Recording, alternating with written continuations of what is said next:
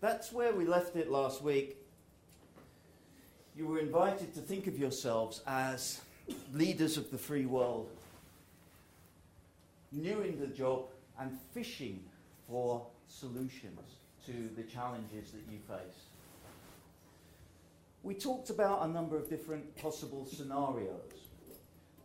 Business as usual, which is the one that people want to avoid, but perhaps a Green New Deal, perhaps geoengineering, perhaps if we didn't get that right, some kind of catastrophic climate event forcing us to change, and each of these having effects both on emissions and GDP. The conclusion really from last week is that this is where we would like to be. Probably realistically we are somewhere along this line here. And today, what we saw last week and what we're going to explore a bit today is that each time there was an effort, that Leo used the phrase that, we had a bit of a beer belly. If we began in, 2002 with a target of 0.8% in terms of carbon, a goal for increasing carbon productivity, it was now gone, was it 0.8? Yeah, it was now 3.4. Yeah, 0.8 is what we did. The target was 2, we achieved 0.8. Oh, okay. So target was 2%, we achieved 0.8. See, his recall of the seminar last week is almost perfect. Numbers become numbers. I don't work for an accountancy firm. But what we end up with was this kind of beer belly. Not a huge, great beer belly, but just a little paunch, something that your mum might be proud of to show that you're prospering. But if everybody has got this beer belly, then over a period of time, we're starting to get into serious obesity. Things that were being presented as elephants in the room, it comes a point where you start to say, how many elephants in a room does there have to be before what you've actually got is a room full of elephants? And this is the challenge that we left with last time. Don't do that to me. What an interesting noise. What happened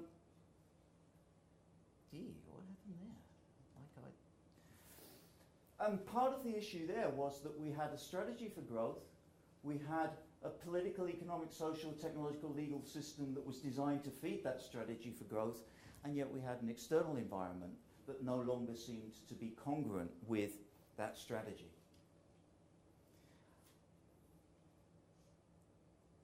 This is going to be really annoying.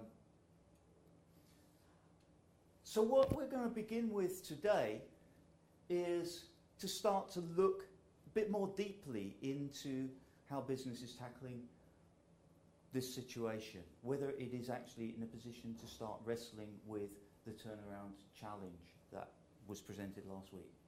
I'm going to begin with Leo, talking about some micro examples that might explain, shed light on the transitions that business is going through. Thank you, Mick. I just want to note that in the spirit of incongruence, I want to call your attention to Mick's tie and shirt combination. Please, thank you. So look, this is changing the focal length a bit on this, and we're going to home in on business and enterprise, and whether enterprise, the private sector, has got a role in addressing some of the challenges that Mick has laid out. And I want to look at what is the context, what is the landscape that the private sector actually faces. This is a deal scenario here, okay? And this is just one story which I think illustrates possibly the evolution of what the private sector faces. So this is a deal called TXU in Texas, God's own state of Texas in the US. And it's coal power, and it's a gorgeous coal power deal, 78 million tons of CO2 coming out of it, according to the NGO community. And this is back 3 years, and that fact is not on the agenda at all. What's on the agenda is the fact that Texas needs growth, that this is going to be $13 billion of capex to produce these coal power plants. And you've got Citi and Merrill Lynch and a whole load of blue chip banks queuing up to put their financing into it. So there's a phase one, which is just get growth done. And the role of the private sector is to produce power for Texas. And then there's a phase two, when the NGOs wake up to the 78 million and they start a series of campaigns. And they sleep outside the governor's fence, governor's mansion, outside the fence, you know, in sleeping bags, drinking myrtleberry juice and eating yogurt in an aggressive way. And the governor says, well, okay, that's fine, but frankly, they're legal and they're carrying on with their business, and Texas needs power. And then the NGOs wake up to a change in the wiring of risk, and they start to look at the real vulnerabilities of TXU. And the real vulnerabilities of TXU is that they need capital. They need that 13 billion, and that capital is not coming off their own balance sheet. It's coming from the private financial institutions. And they then start a series of campaigns against the private financial institutions. Citi is told by Rainforest Action Network, we will take you through the jaws of hell over this deal. My company, Sustainable Finance, from a few years back, was advising a number of the banks, and there was just a car crash between the deal makers and the reputational risk teams on these banks, and every single bank that even picked up the phone or even answered the phone to TXU got picketed. Here you've got a little campaign against, I believe, Merrill Lynch, where waves of activists would come and besiege the lobby of Merrill Lynch forecourts, occasionally pretending to die, collapsing from air quality impacts. If you look very carefully, you can see one dead in the bottom left-hand corner of the NGO activists. It wasn't what the banks particularly liked. And this was just at the time of Lehman's, just at the time when the erosion of trust in the financial sector was happening. It didn't look good. Every single bank pulled back. And then something extraordinary happened, which was another twist in the story, which was the good guys stepped in. And we have two of the great good guys who are with us today. And that, of course, the good guys, by that I, of course, mean private equity. And the good guys of private equity came up with a plan. And their plan was they saw an opportunity. And this opportunity was a distressed asset. And what they did, this was KKR initially, was to call a meeting a bit like this. They brought in Jack Wilder, the CEO of TXU, and then opened the doors and let in the most activist of the NGO community, and then locked the door. And there was then a 17-hour meeting going on from 8 a.m. to 1 a.m. With bagels served at the initial part of the meal, where Jack Wilder got to hear the NGO perspective. And at the end of that, he came to one conclusion, which is he may have the formal operating license, but he doesn't have the informal operating license of that nexus of the NGOs, the media, and the banks in particular, who were going to determine whether or not that deal was going to get financing.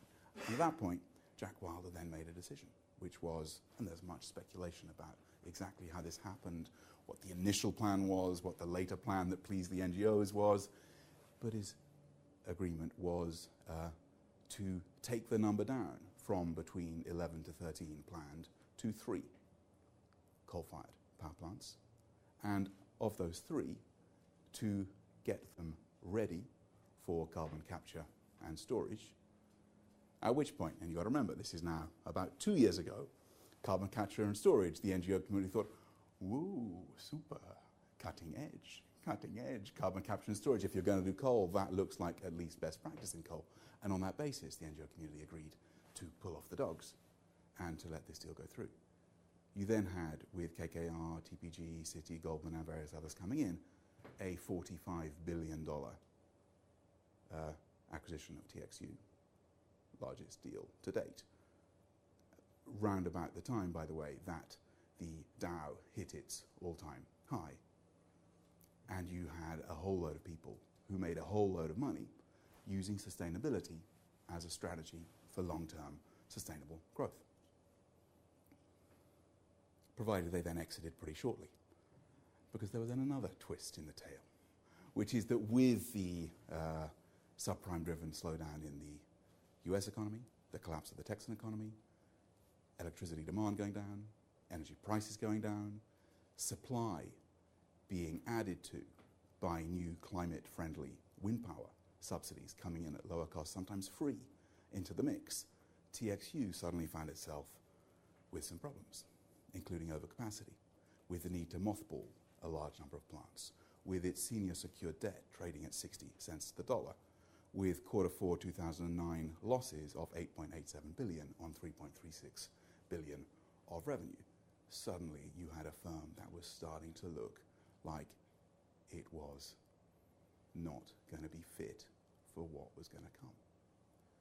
A little twist in the tale that is now emerging, of course, internationally, and that Mick will talk around in a little bit, is that if you look at the very technology, CCS, that Jack Wilder was committing to spend $1 billion each plant on, well, that technology, of course, is now being questioned. Is that a technology that is going to retain its ability to galvanize an operating license from a community? So what I'd like to do is just play out this evolution with one graphic for you to summarize what it looks like the private sector faces. Okay? There was a golden age, which was business as usual. When the number of regulators was very low, it was the government on sustainability stuff. And that was one guy with one thermometer who didn't ever really want to shut down stuff, because shutting down stuff loses you tax revenue and it destroys growth. And the regulations were extremely stable. That was the golden age. What you then had was an external shock. And that external shock was, of course, connectivity, what Francis Cairncross of the Economist Intelligence Unit calls the death of distance. And what that's done is it's changed the nature of regulation. It's effectively privatized regulation, that you have, as well as the government, a whole load of self-appointed new regulators, the NGOs, media, banks, insurers, Britney Spears, Naomi Campbell, Paul McCartney, all coming in and deciding that it is their business to come in and help define what the operating parameters are for your business, the business that you as CEOs are running. So that's phase two. And you've got complexity. You've got multiple conflicting stakeholders who you've got to manage, who you've got to keep on board. How did business deal with that? Well, they dealt with that, of course, by coming up with protocols, by coming up with industry good practices, which had the effect of pushing them back down towards box one, where they could say effectively there's one reasonable practice that we are going to adhere to. And stuff like the Equator Principles, or EPICA, or ICMM's principles. Those are all attempts to put the lid back on the box, that the death of distance, that connectivity opened up. So things were moving fine. Things were moving fine until a second dimension of complexity came in, a second external shock. And that external shock is, of course, climate change. And what climate change has done is it's changed the dynamic again, so that it's no longer just multiple conflicting stakeholders that businesses have got to deal with. It's multiple conflicting stakeholders who are, over time, sometimes quite rapidly and quite unpredictably, changing their minds about what is and what is not acceptable. And this has got a very profound implication for the private sector, because you can be putting in an investment into CCS and the rules of the road can change. One day it's on, next day it's just off. Biofuels, one day no one's heard of it. Next day you've got to put 6% in your tank. Next day it's a war crime. Stansted Airport, one day it's on, next day it's off, because Inuit Eskimos are picketing it because they don't want the climate change impacts to melt their ice. Next day, the Inuit Eskimos have discovered that as their ice is melting, guess what they're finding underneath it? Oil. Therefore, the dogs get called off. So there is a very profound implication for the private sector, which is uncertainty. And this uncertainty has got a direct hit on the high capex, long-term investment that any of the sort of substantive decarbonisation is going to, we would assume, require. So that's the first challenge. The second is what happens next. And the risk, of course, is that the private sector gets stuck in a pincer. We've got regulatory uncertainty now. We've got uncertainty about what the different stakeholders who we depend on, including investors, will allow. But one of the next challenges is what is going to be the regulatory and civil society response if there does appear to be the scenario that many of the room identified last week as being likely, which is sudden or gradual climate change reductions in economic impact. Will the private sector still have the currency that it has? Will the CEOs who command the regulatory agenda at the moment have the ability to be setting the rules? Will we have the capital, indeed, in that context to make those investments? So one of the possibilities is that we've got a very short window here for the private sector to act. That if you do start seeing sudden or gradual climate change events, that the private sector could lose that currency. That you have a shift again in the regulatory structure. And it becomes not the great democracy of capital that decides, but what you could call almost a carbon super nanny, who comes in and says, you guys are not getting your act together, and therefore acts in certain authoritarian ways simply to prescribe certain sectors as doable or not doable, and to reshape the ability of capital to act on this scene and be a force for development as it could be. So that is possibly the window. That is the evolution. Where are we on this quadrant? Where are we? Arguably, we're just somewhere between 2 and 3, between box 2 and 3. But what it looks like is that there's a direction of travel, and that direction of travel is to increase two things: complexity and the urgency of private sector action towards the challenge that we face. Nick? So the question then becomes, so how good are we looking? Now, it's quite easy to make flippant remarks about what business is doing. This is an example of a flippant remark. AT&T, the American telecoms company, launches this. It's a new charger for your iPhone. And you know what? If you plug your iPhone in for 24 hours a day for 44 years, you will actually recover the cost of buying that charger. There is that kind of oddity, there is that kind of greenwashing that is taking place. But there's also much more deeper things. There are things that become genuine opportunities around climate. We've seen with CRC in this country, even though now the CRC has become a bit of a political hot potato, but up until the point that it became this political hot potato, we did see that it started to generate a whole new industry that was looking into how companies could measure, reduce, generally tackle their emissions. And you could go to shows like the Carbon Growth Show in London earlier this year, which I had the chance to attend. And it was full of different organizations, some well-known, some startups, that were all focusing on the possibilities that the government's commitment to carbon reductions, the opportunities that generated. Similarly, you have some of the more frivolous things. You have some people's response to protesting about climate change is actually to go and consume more. So you consume this mug, which will show how the ice caps and the land mass will be flooded. The ice caps will melt, and that fades away. We've been unable to substantiate this data, but it's worth saying anyway, even if it's a total fiction, that the best-selling item at COP15 at the Climate Summit last December in Copenhagen was the T-shirt saying, "I attended COP15." This kind of attitude that we have to consume because it's about our identity, which some say is part of the problem, seeps quite easily over into the people that are trying to address that problem. But you also have things like the renewable energy industry. It's taking off. Wind power is taking off, comparing 96 with 2009. The amount of gigawatts that is produced, ethanol, biodiesel, all on the way up. There are industries that are definitely moving forwards. There's also the kind of industry which is a bit like Leo's mention of the Inuits, of protesting against Stansted until they realise that it's going to, the melting is going to allow them to exploit the oil.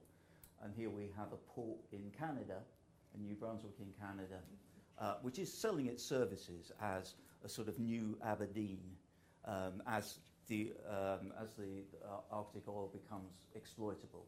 This will be the port, this will be your gateway into this. And then you get the more uneasy ironies when earlier this year the fight between different countries about who owned the oil resource in the Arctic led to the idea of melting, particularly during the summer season, the melting of ice, almost being celebrated as a new opportunity, because now climate change, which was caused to a degree by carbon emissions in the first place, now climate change was opening this opportunity to emit more. And it was something to celebrate rather than something to fear. But some of that opportunity is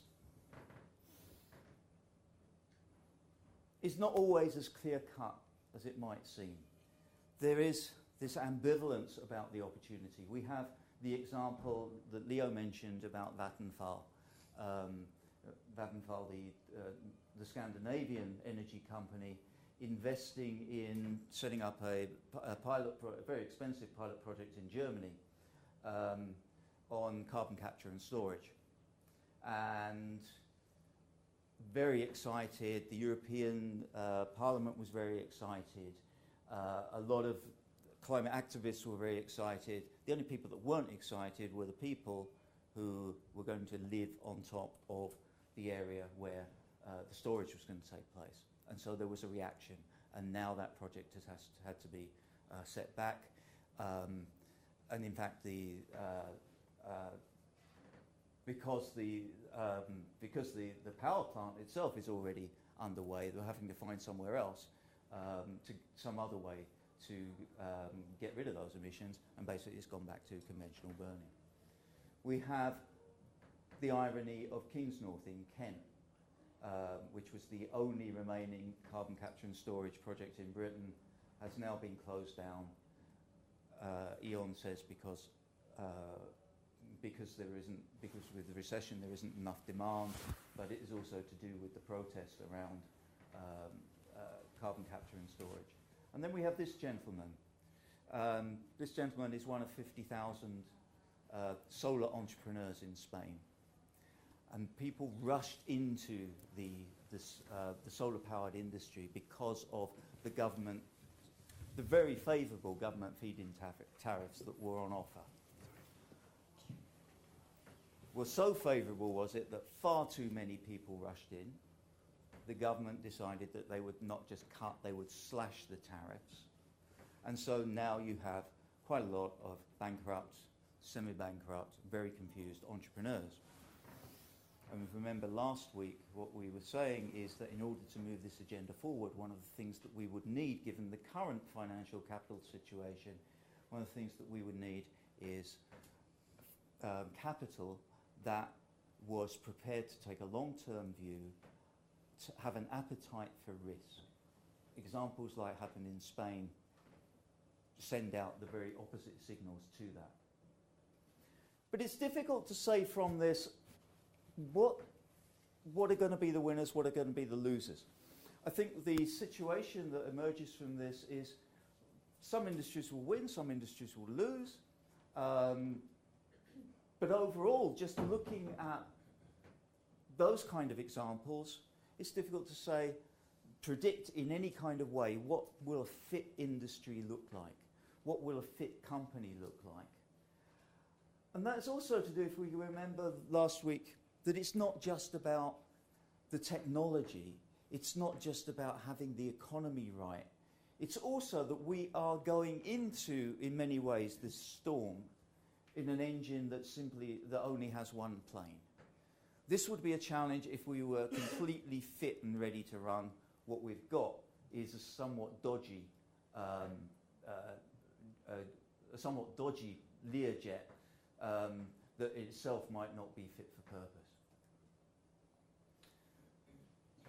So what we're looking for, if we take a step back, what we are looking for in looking for industry examples is we are looking for something where the strategy, that's interesting, go away. Something that where the strategy around growth and the external environment are congruent. This we're going to call the adaptive strategy, that what business is doing as a strategy is adapting to the changes in the external environment. And we're going to look a bit more deeply into some examples from specific industries to see how their adaptive strategy is panning out.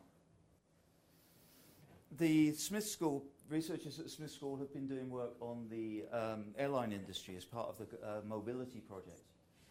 And we have here an industry that was the first with a comprehensive unified approach to emissions reduction.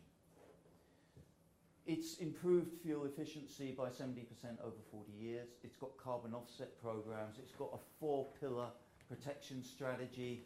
There are good, despite the publicity that the airline industry gets, there are good aspects to what it is trying to do. But it does contribute 2% of anthropogenic carbon emissions. It is, compared to other forms of transport, very high tons of cargo per kilometre, the emissions, much higher, 552 compared to road at 50 or rail at 17. But overall, what you've also got is this incongruence. You've got people getting very excited about the environmental compatible aircraft. So we're going to get 50 new ones. We're going to double our traffic. All of the time we are talking about the air transport industry as a growth industry. And so, by the industry's own standard, by own measurements, this is the business as usual scenario if nothing was done. With fleet renewal, it would reduce the emissions. This is by the index. This is 24 times what it currently is in 2005, is what it would be in 2025.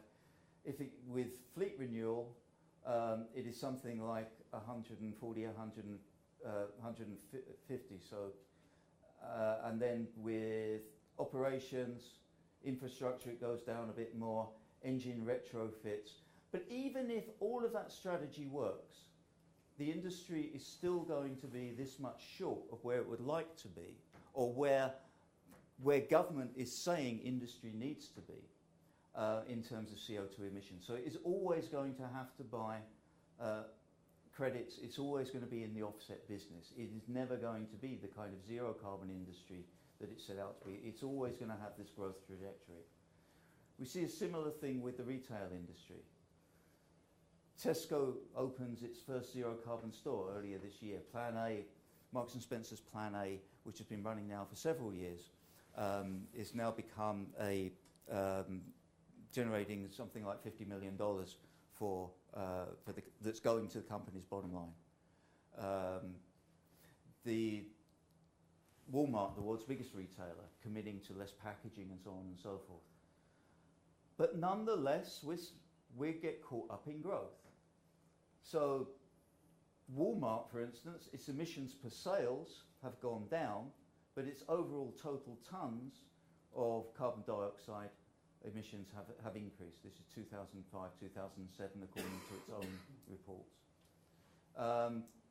Tesco's floor space has tripled. So the incongruence is that a low carbon retail industry, by the definition of the industry itself, this is what a low carbon store will look like. There would actually be a truck outside going backwards and forwards, but the truck would have to be empty as well.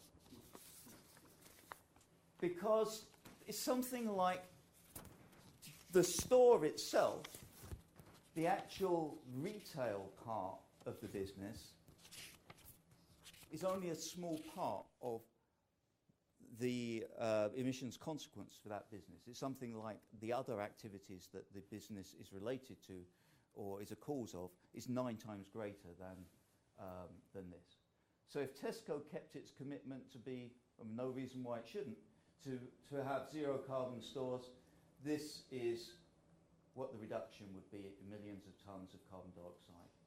But this is what it really is. That last slide, that slide there is actually that part. It's from the orange line down to the purple line. This is where the emissions really come in. Customer transport, goods on sale. This is where the incongruence kicks in about talking about a sustainable retail industry. And just to prove where the mentality around this, how growth continues to be the mixed into all this. This is UK Halloween sales, which is something to be celebrated.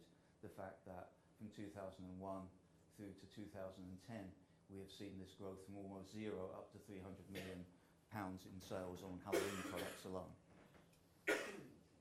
US retail sales, again, going up and up and up, only a slight dip for the recession. We can say the same with an industry where you would expect there to be much more green activity, the energy industry. This is energy business as usual. This is the scenario that the energy industry would need to meet in order to keep to 450 parts per million or 2 degrees centigrade rise in temperature. This is the gap that has to be filled. Can be filled, half of it is going to be filled by user behaviour. All the talk that we have around renewables is that part of it. Then you've got carbon capture and storage and so on. This, just to show how on the ball we are, this report which came out today, the last one was Energy Outlook 2009, this is what Energy Outlook 2010, we'll see that what they are saying is, with all the commitments from the Copenhagen Accord, this, what governments, if they fulfill on their agreements, they will go from the reference scenario of about 40 gigatons in 2030 to 35.4 gigatons. Again, the 450 scenario requires some kind of emissions reduction of another 13.7%. So this energy industry, upon which we have put so much emphasis, is still suffering this great incongruence in the way that it is thinking. Thank you, Mick. So there's a question around the nature of the problem, and is the problem at the level of the enterprise, or is the problem at the level of the system, and at the level of the relationship between the enterprise and the system? And ultimately, you as a business leader, you've got to be congruent with two things simultaneously. You've got to be congruent with an external environment, and in this case, we've got a new external environment, which is suddenly a resource-constrained external environment. Well, we know there's a water constraint for sure, but we've also discovered there's a carbon constraint and a biodiversity constraint. So you've got to be congruent with that shifting external environment. But at the same time, to survive as a business, you've got to be congruent with the political, economic, social, technological, legal institutions, mores, norms that shape your operating environment. The policy, the regulation, the skills, the capital, the technologies. And the conclusion, I think, that you could draw from Mick's series of little data points is that maybe we are at a point of transition here. That we've had an external environment that appeared to be limitless growth, that appeared to be this cornucopia of resources that we could deploy, that we could use. That there is a second external environment that is making its way towards us, which is one which is constrained. And we have a set of institutions, including enterprise, that are fully aligned with the first, not yet aligned with the second. And what we're seeing is the epiphenomena of that and the challenges for business actually to achieve this task. The question is, what can work. If you as a business at the micro level, and if an economy at the macro level is going to make this transition and start to align with a changed environment, there are certain things that are going to work and certain things that are not going to work. The topic for the next lecture is to explore what that looks like. What are the strategies that meet this by condition of solving the problem, addressing the changing environment, but being workable within the context of the political, economic, social, technological, legal structures that we've got. Now, there's already ideas out there.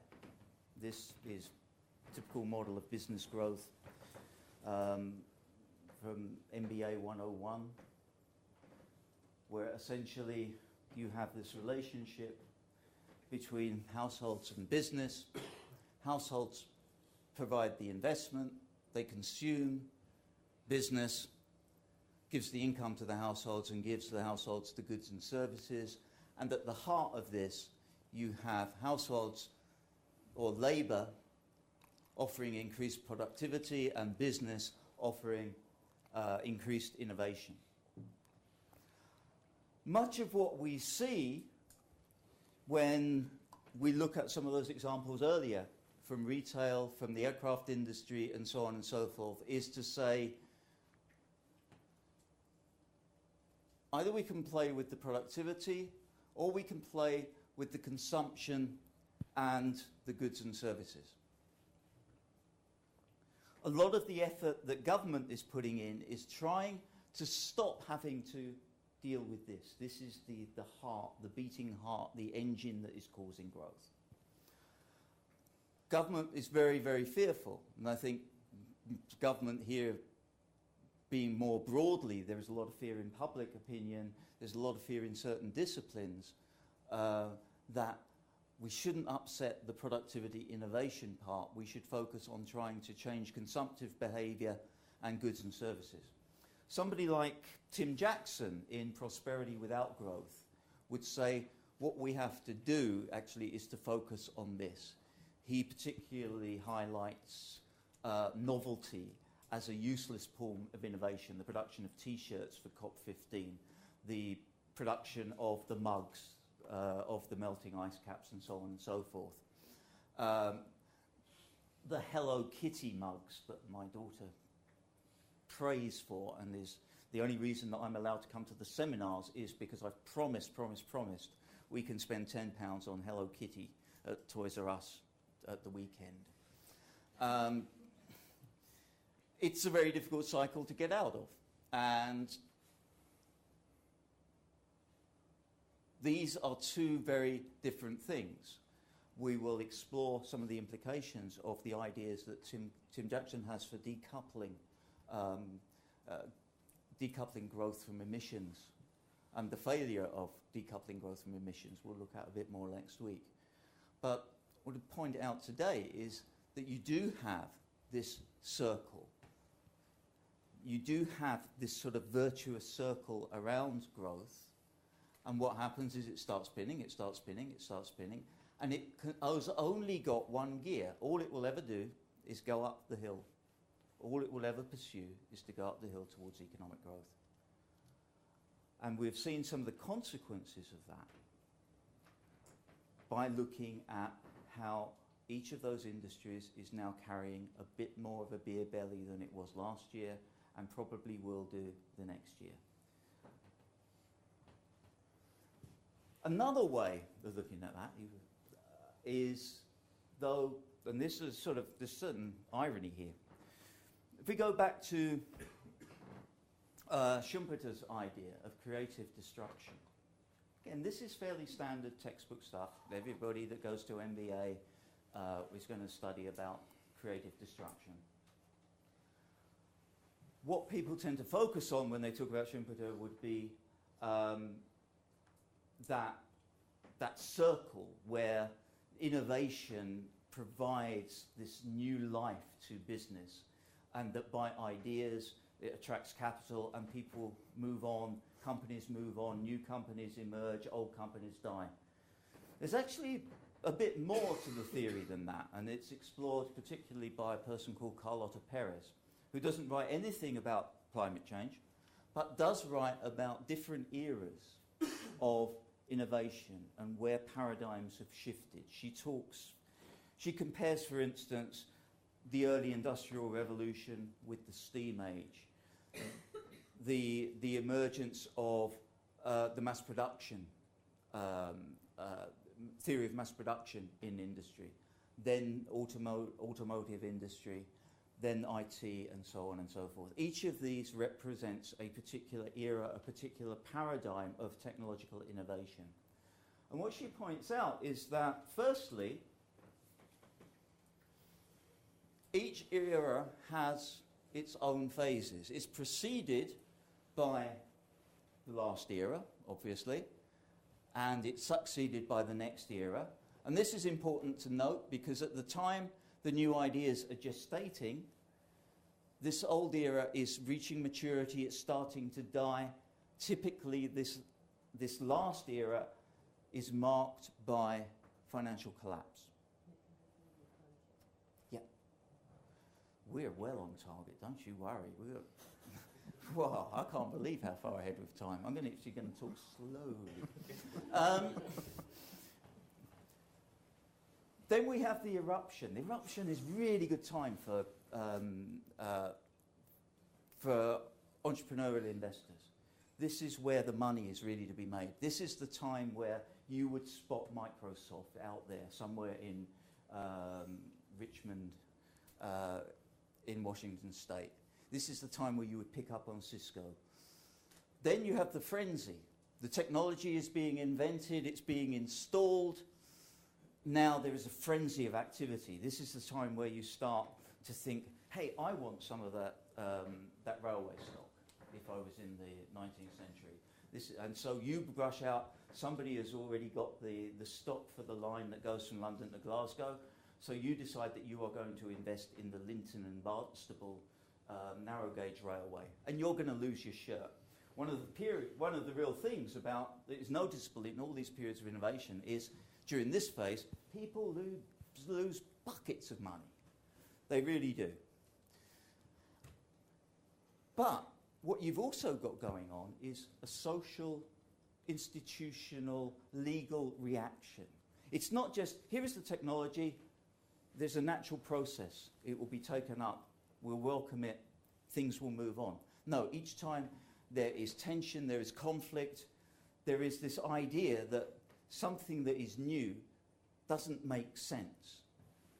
Then you have a turning point where the thing that didn't make sense now becomes common sense. You start to get synergy, you start to get harmony. The laws, the nature of the government, the models of the economy all change to reflect the requirements of that new technology or the deal that has been struck between that new technology and society. Then you get onto maturity, and then the next surge comes along and takes its place. So if we come back to the issues of how we make the transition, we need to understand both where we are in this with the move to a low carbon economy. Are we at the eruption phase or the frenzy phase? Eruption phase, big returns to be made. Somewhat high risk, big returns. Here, big returns to be made, but also big money to be lost. Here, less money to make, capital kind of looking more to increasing productivity rather than to look into new innovation. Innovation becomes quite minor. And so you have that bend. But the other question that we need to ask is, what actually is the new paradigm that is taking place now?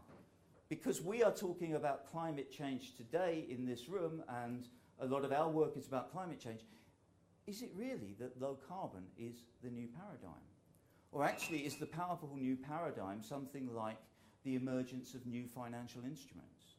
Is it something like globalization and the spread of the economy the growth of the BRICS and the emerging economies?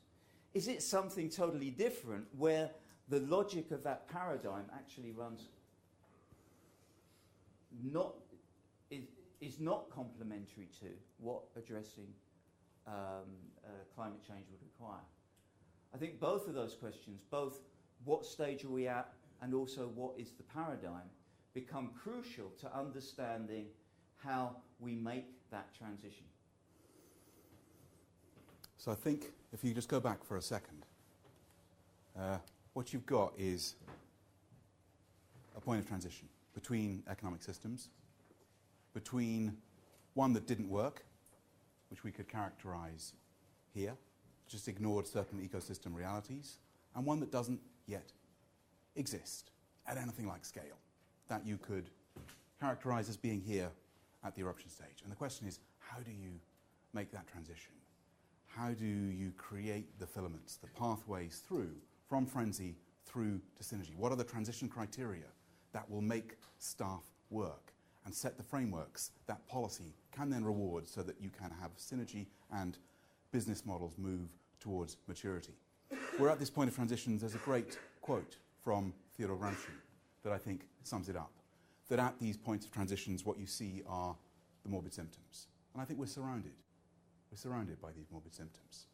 And we saw in last week's lecture an illustration of them, of the richest economy on Earth, hitting a wall between these two ways of operating, where there is no model that is yet formed to deliver on these problems and respond to them. And I just want to end with the 3 minutes that are left, with the chair's permission, with one slide that gives me hope. You know, how do you respond to this stuff? Is it with a radical acceleration of growth to deliver the trickle-down revenue that will raise these and others out of poverty? Is it through the center of the circle that Mick pointed out, looking at decreasing the linkage between production and innovation? Is it at the outer edges of the circle, where you start to question the linkage between consumption and utility? That you break the economist's assumption that revealed preference is everything, that the fact that we buy something means that it is therefore making us happy? Are these the ways to move from the frenzy stage into something that does have a critical mass, does have synergy? Or do these approaches lack the transition criteria that will enable them to scale up, given the constructs that we've got and that we're embedded with? And the picture I want to end with, and these are all the topics for the last two lectures, but the picture I want to end with is something that may not look like a scene of hope at all. And I will confirm that by telling you what this is. This is a prison. This is Embu Prison, 3 miles north of Nairobi. Okay? And what you got there is Kenya's waste. Okay? The prisoners who've been locked up. And what they're doing is something interesting, which is they got no money, they got no budget. And they got no budget for rehabilitation, they got no budget for training people. And they spend their money buying firewood. And this firewood, with the lack of power, 500 million people across Africa powerless because they've got no power, firewood is very scarce. And the cost of it represents about 30% of the operating budget of this prison, as well as the carbon impacts, as well as the health impacts. The WHO is saying it's 2 million air quality deaths a year from smoke inhalation. And what these guys are doing is they're making their own power. And they're making their own power from animal and human waste. And this is a Kenyan company called Skylink that is producing it. And that scene there is the top brass of the Kenyan prison system, including the head of finance and the head of procurement for the Kenyan prison system, going to see whether this biogas plant at Embu really does work, as the commander at Embu says, and whether it can be scaled up, first across 5, then across 20, then across 100 of Kenya's prisons, and then potentially into the 4,000 secondary schools that Kenya has got. So what is this a model of? Well, arguably, if you go back to the Perez diagram, this is a model of a pathway to scale, where you can get something where the sheer mismanagement of natural resources at the moment creates an economic benefit just from doing things a little bit more sensibly. That you can save money by avoiding firewood costs. That you can then use that money to scale it up. And that if we can get that pathway to scale, you can have a moment not just of frenzy, where the prison brass come through, but where you then start to get maturation. Can you get a credit line?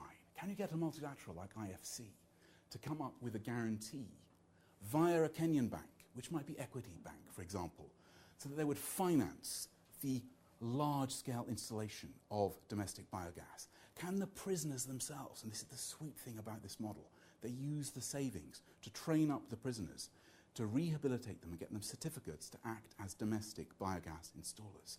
Can the prisoners themselves then go and put in place domestic biogas, small-scale plants to help the farmers? Can you not just have a credit line with a guarantee function that lowers the risk for, say, Equity Bank, therefore enables them to lower the spread of the loan that they're charging to the farmers? But could there also be a carbon finance element to it? Could there be an aggregation of the carbon credits that these 100 prisons would create, which would sweeten the deal and allow it to be something that would gain scale and potentially create a change in policy at the Kenyan government level, including the taxation level, where these biogas plants right now get a 26% tax when solar gets nothing. That would then further enable it and allow it to grow up to scale. So one of the questions that we're going to be looking at is model. What are the pathways from abandoning growth to changing the nature of growth, from growth that has growth as its goal, where growth is the end, to a growth which is the means towards delivering on welfare and utility? These are some of the strategies at the macro level that we're going to look at and try to vet to see whether they've actually got the capacity to move up into the maturation phase. And with that, we are 2 minutes over, Chair. But I think the floor is now seriously open. But over to you, The floor Sophia. is absolutely open. And